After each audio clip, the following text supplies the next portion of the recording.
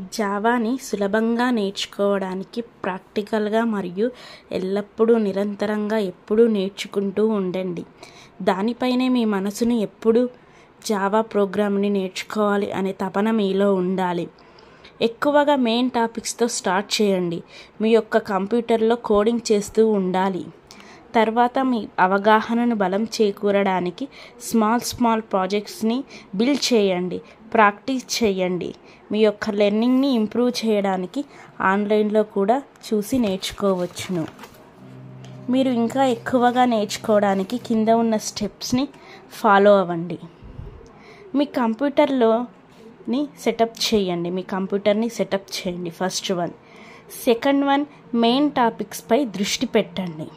Third one, కోడింగ్ని practice చేస్తూ ఉండండి. ఫోర్త్ వన్, ప్రాజెక్ట్ని బిల్డ్ చేయండి. ఫిఫ్త్ వన్, ఆన్లైన్లో కూడా సెర్చ్